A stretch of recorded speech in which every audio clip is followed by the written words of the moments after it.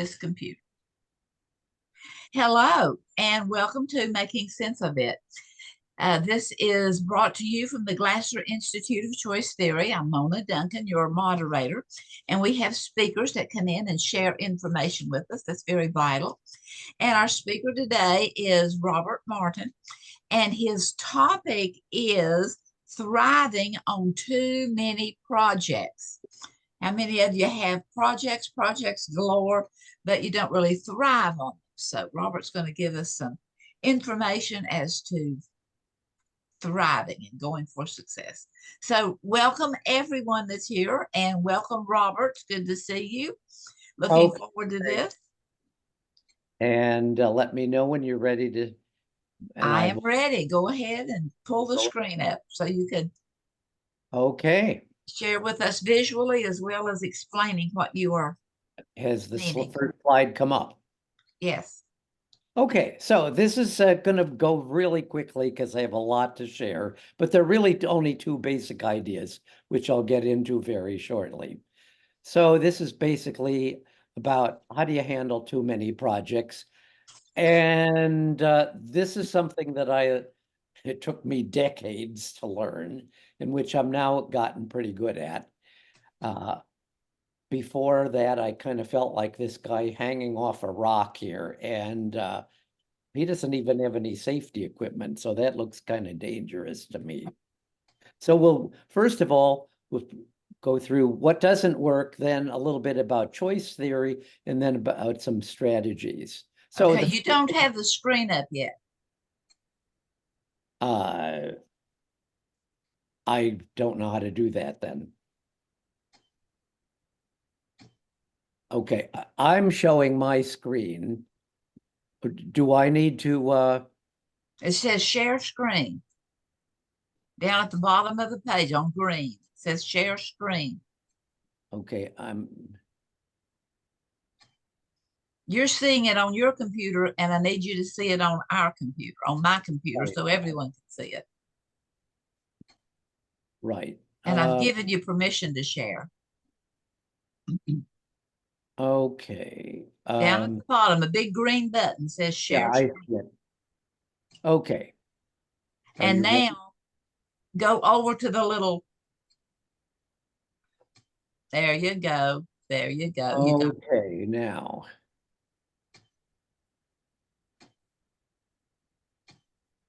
Down at the bottom on the left-hand side, there's a picture of a video screen. There you go. Yeah. You got it. It says I'm now sharing. Yes, you are. You see it? Yes. Okay, so starting over again, and maybe you can clip this part out. And okay. So too many projects, how do we deal with that? So the first thing is this took me decades to learn, and I think I'm a little better at it now than I used to be, but I kind of felt like this guy hanging off the cliff here without any safety. So we'll go through three things: what doesn't work, choice, a little bit about choice theory, and then strategy. First, what doesn't work. Maybe you've been like I am with struggling to do the impossible, and this is kind of what I learned from trying to do the impossible. The first is there were always reasons why I couldn't do it. You know, I can't do this. It's out of my control. I'm not responsible. I don't have the responsibility. There are no good choices. We could plan, but plans are not going to work. And eventually, I think I came to see those as excuses. So the first thing was I did a lot of reading on finding the perfect time management strategy, and I found some books that were pretty good, but there is no perfect time management strategy. That's kind of the bottom line. The other thing is, okay, well, you can work harder, and that works for a while, but then you burn out and you can't do anything. The other thing is trying to control everything. Well, you can't. Then is trying to control yourself. And you can't really do that either, because if you try to control yourself overly much, you end up feeling like you're in a prison. So a little bit of choice theory. The first thing we have to do is take responsibility, make some choices, create some plans, and then carry out those plans. So the problem is that what are my choices? Choices aren't always obvious. And I think that's one of the things I like about Glasser would point out is like, well, you have to be creative sometimes. You know, when you get desperate, your creative part comes up with desperate behaviors that maybe are going to help you. So what's my plan? What am I going to do for each step? We have to be willing to experiment. You can try something and it may not work. So I think that's the whole thing of reality therapy and choice theory. You keep planning, you make a new plan. You keep making new plans until you find one that works. You don't just give up after the first one. So, two basic strategies for dealing with too many projects. The first one, and this is the big one, is alternate projects. I have so many projects right now that I can't do them all in one day. I have to alternate those projects, and maybe I can do one or two a day. And then I alternate those projects over a day or a week or months until the project gets finished. So what are the criterias for making a choice on, well, what's the big project that I'm going to work on today? Well, the first thing is deadlines, which I hate, but hey, there they are. If you've got a deadline, then you need to deal with it. Then after you've dealt with deadlines, I like to go with what feels right today. What do I feel ready to work on today?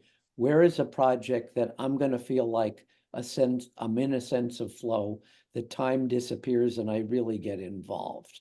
And each day I can kind of tell which one I'm ready for. The key strategy number 2 is saying no. Saying no to doing every project every day, but also saying no to all of the wonderful things that you'd like to do that other people want you to do. So saying no to projects, even though other people may have wonderful projects, but it's like, you know, that's not going to work. And then saying no to yourself, even though there are lots of things I want to do, but I realize, hey, I can't do everything. And so I have to be able to set limits. I'm not going to read the whole quote here, but what I like, here's Steve Jobs and what he's saying. I'm just reading the last sentence. I'm actually as proud of the things we haven't done as the things I have done. Innovation is saying no to 1,000 things. So in other words, you have to limit your projects. And as I say here, even the saints had to protect themselves and their workers. Here you see a picture of Mother Teresa, famous for working with people in India, particularly the dying. But she and the people who worked with her, mainly her order of sisters, they took an hour or two every day out of their day to pray, meditate, basically withdraw from their situation so that they could recover and refresh themselves. So don't think you can do it all. Those are the two basic things. The rest of these, I think, are great ideas, but you have to decide which ones are for you. Now, 3, you can be very flexible about. Create a routine. And the reasons for that is when you create a routine, you're automating things to become a habit and become automatic so you don't have to think about it. You know, I mean, I don't know about you, but I don't think about, well, I'm going to brush my teeth this morning. I don't even think about it. I just go in the bathroom, I brush my teeth or whatever, and I don't have to think about it. So we need to cut down on the number of decisions in a day because cognitive science has shown us we only have so many decisions we can make in a day. And after that, we just kind of burn out. So reducing the number of decisions by creating a routine and creating habits is something that can really help you. Now, hey, I'm an open, free person. I don't like to do that, but what I found is that's what works, so I got to do it. And that leaves me more creative. I can clear my mind to be creative. So another is having a place to work. And again, that's having that all set up with minimal distractions. The tools are readily available. The materials and the tasks are organized. So you walk in and you can start working, which means you might have to do a little bit of organizing the night before, whatever it happens to be. So some places where I am now is I'm in my office. I've got a computer with a large screen. I've got other tools at hand. There's no TV, no refrigerator. I make it a habit not to look at YouTube and things of that sort unless I need a break. Then I alternate doing that with going to a specific coffee shop. I take my laptop. There's nothing that works well for me because there's nothing else to do. So I have a habit of working there. You don't want to work in a place where you recreate. Don't use your computer in your bedroom. That's for sleeping. Don't sleep in your office. That's for working. You want something where your brain gets trained, where you don't have to think about it. Your brain is ready to work because now you're in that space where you work. So think about maybe what works for you. Now, something you can try if you get burned out, have one or more places to work. I alternate usually going to coffee shop in the morning and then in the afternoon coming to my home office because I'm retired. But I have all these projects. So it's just like having actually one or more jobs. As everybody who retires and is busy says, oh, I'm now more busy than I was when I worked. It's true. So you change your workplaces to get you going, to get a fresh sky, if that's what you need to do. So I spent a little bit of time having coffee at the coffee shop this morning. Then I came back here early so I could do this presentation. The other is to take care of business. In other words, all those things that aren't your projects that you need to do, the tasks you need to do every day to organize, meet deadlines, whatever it happens to be. Decide what are the tasks you need to do when you're fresh, and then when are you able to do those, and then do them. I don't actually start working right in the morning. I always spend a little bit of time organizing some stuff before I leave the house. And that kind of wakes me up, gets me going. And then think about what are the tasks you can do when you don't need to concentrate. Usually that's in the evening. So things like the laundry and dishes and even proving out the checkbook statement. We do that in the evening because that's mostly mindless. So you need to get to know yourself and then do things the way it works for you, not what you feel like. And then it's so easy not to do this. Take breaks. Breaks work. Take a break before you need it. If you're so tired, yeah, particularly if you're learning something, just taking a break every minute or so of 10 seconds gives your brain a chance to reset, and the cognitive science shows your brain is actually thinking, is actually redoing. It's like, don't do anything, just wait for 10 seconds. When I'm doing things like revising, reviewing, finding mistakes, short periods work before a break because those are things I don't like to do, and they're very intensive from concentration.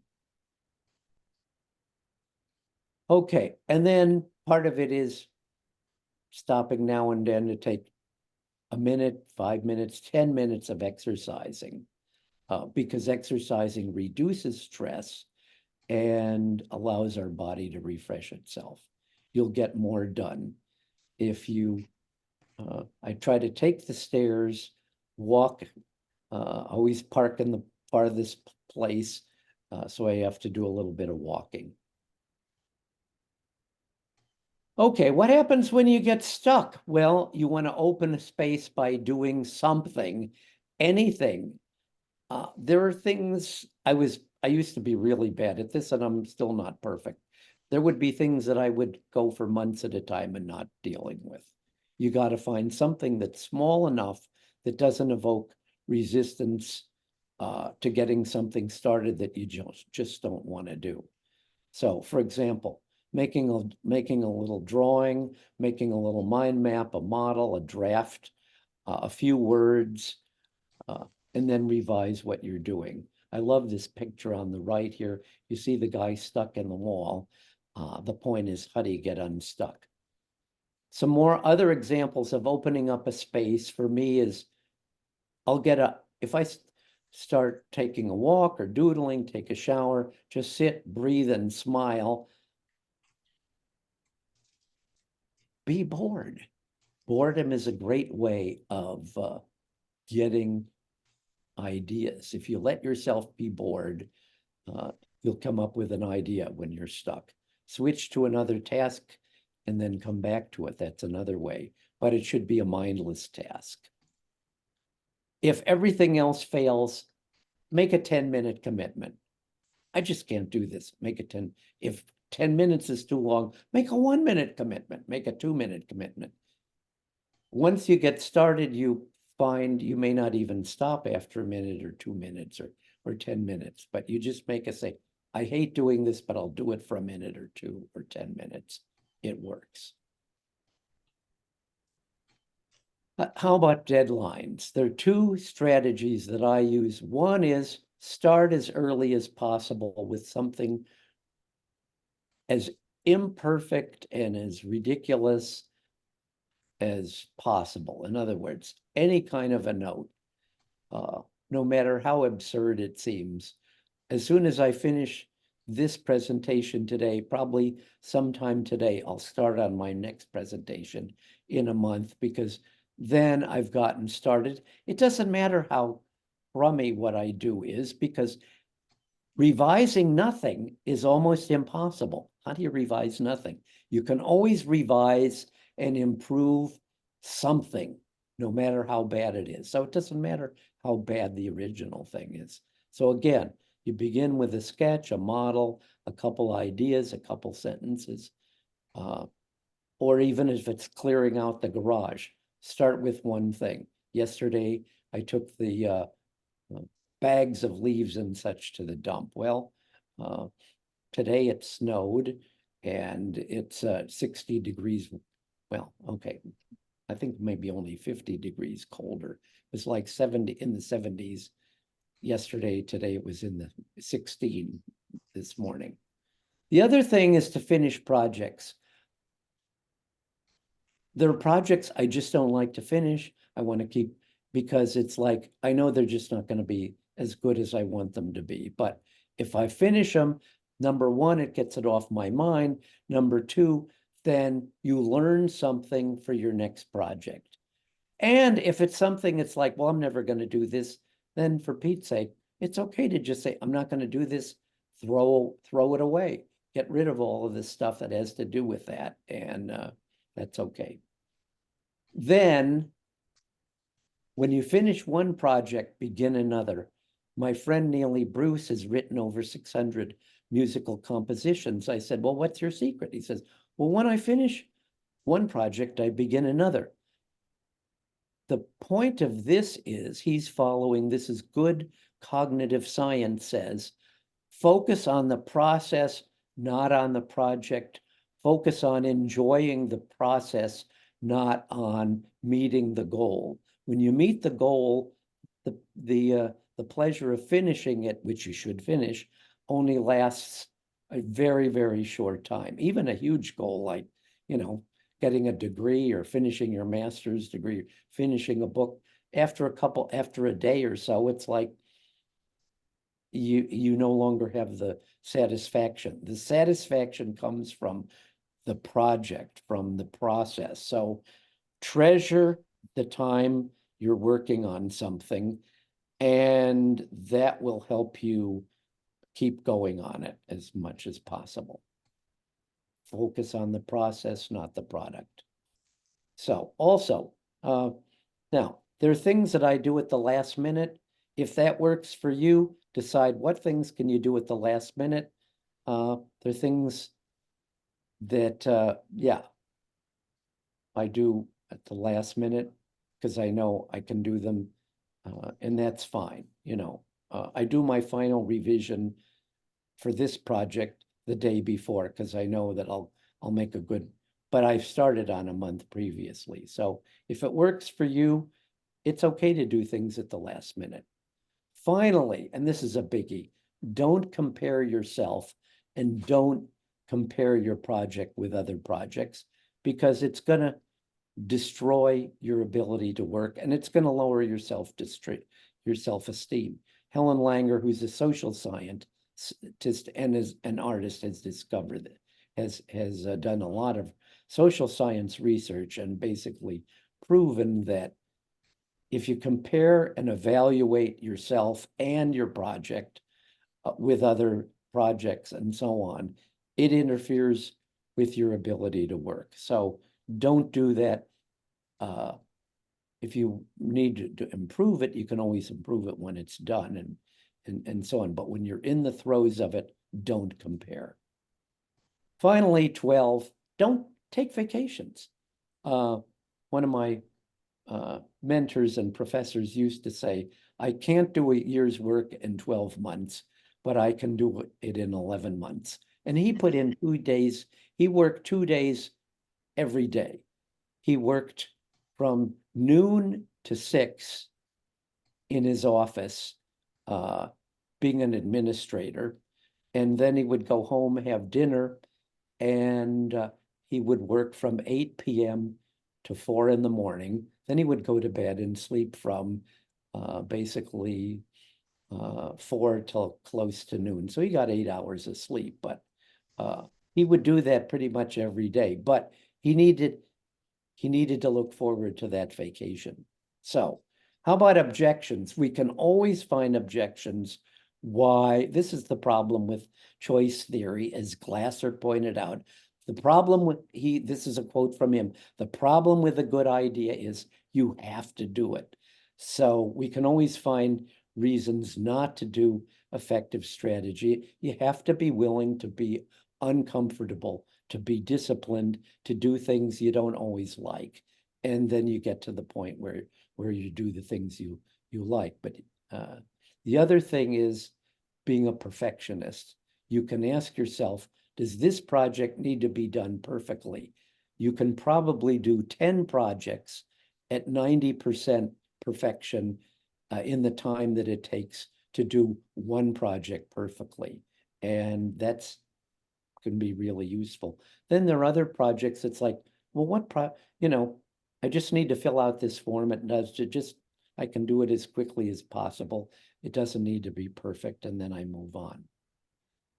Okay. So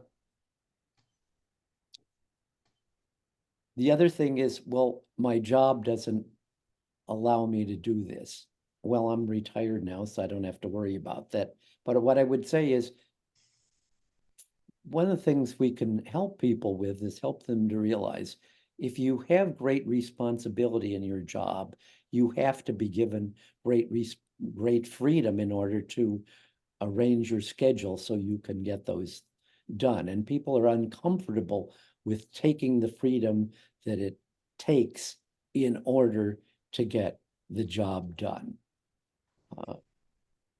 Okay, summary. I love this. Yeah. Sometimes we just feel like we're jumping off into space. I love the picture. So the first 2 things that I said were the key: alternate projects and then say no.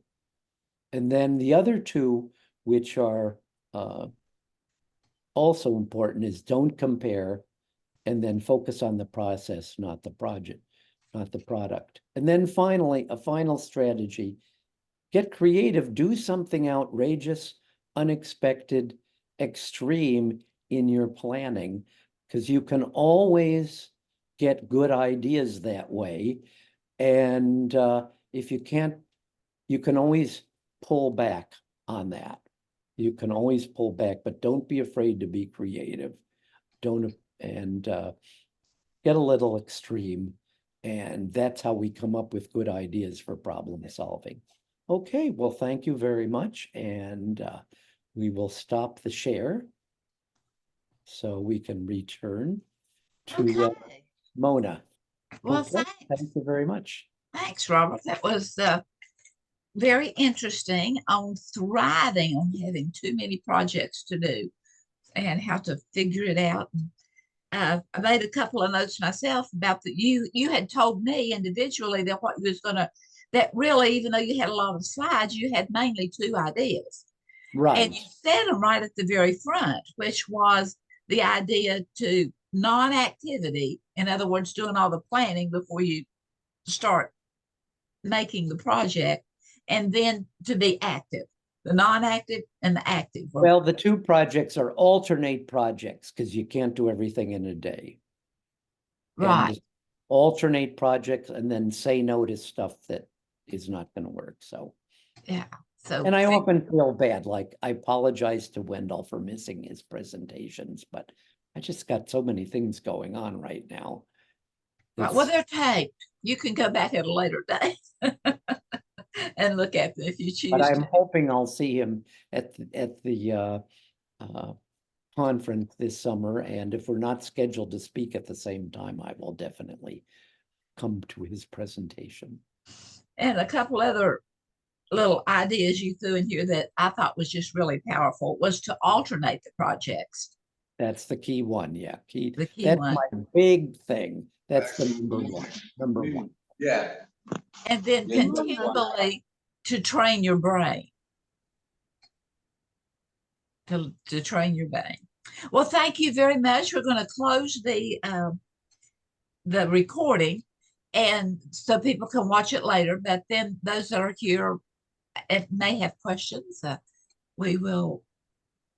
You may ask Robert about some additional questions or some comments or input. So thank you for being here, and many blessings to you.